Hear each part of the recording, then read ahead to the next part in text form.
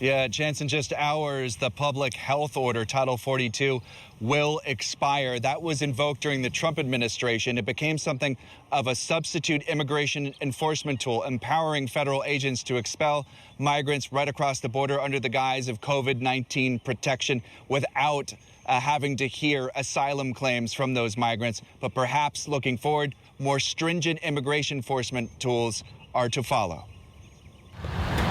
The refugee camp sits in a sharp bend of the Rio Grande.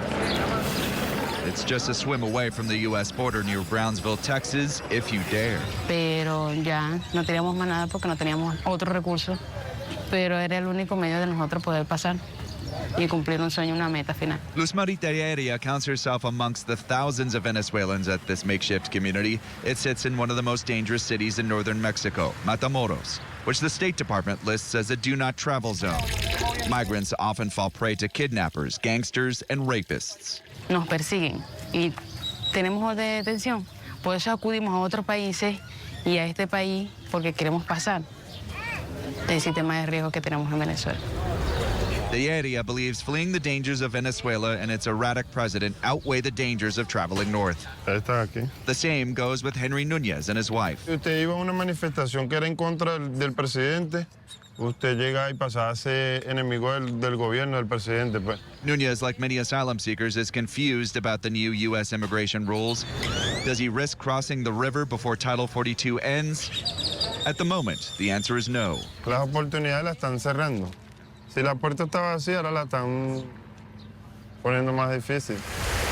New federal regulations say if migrants first don't seek asylum in a country they've already passed through, U.S. immigration officials can block entry and deport them if they cross illegally. So Núñez must sit and wait and see if a U.S. government smartphone portal that handles asylum applications will work.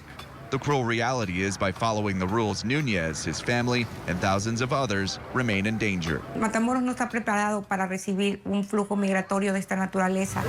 Migrant rights activist Gladys Cañas is in a daily struggle to keep refugees informed. Los exhorto que nos escuchen. Hay personas que están falleciendo ahogadas en el río. No se vale, muchachos. She's urging people not to risk crossing the river because changes in U.S. law will make things even worse for them. Los que cruzan el río después del 11 de mayo van a tener un castigo por 5 años, donde no van a poder hacer ningún trámite migratorio legal. Y si reinciden, van a tener una penalización mayor todavía. Entonces, seguimos insistiendo para que las personas no crucen el río. There's another good reason. Cartel-backed gangs demand money from people trying to swim to the U.S. Part of the camp was burned in April because people didn't pay up. A walk through the camp revealed tents reduced to ashes. La situación para ellos aquí es muy difícil, de verdad. Ellos están sufriendo ya y es el daño a la mente, daño psicológico que están sufriendo ya por tanto tiempo de espera y por no saber qué va a pasar. For those who have crossed, lucky enough not to be immediately sent back, a respite and chance to mourn fellow countrymen. Todos vinieron a cumplir un sueño y ya pasaron toda esa travesía y ya cuando estaban aquí adentro, que ya estaban felices, me imagino. He's speaking about the 8 fellow Venezuelan refugees killed on a street after a car ran them over outside of a shelter in Brownsville, Texas on Sunday. They thought that after a perilous journey north, they were safe.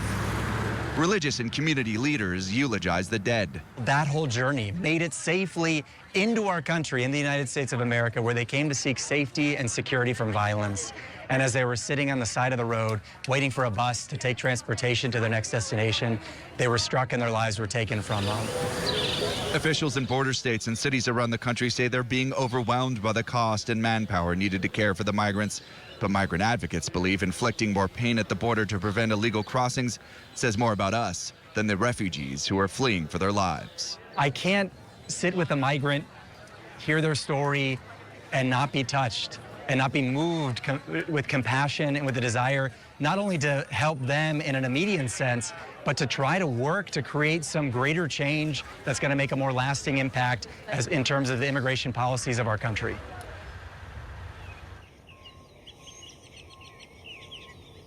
Chance, a word you may hear along the border in the coming days is decompression. That is to address the bottleneck of refugees that may or may not arrive in these border cities. Decompression as in to get those folks out to the other destinations that they want to go, because more often than not, they don't want to end up in a Brownsville or an El Paso.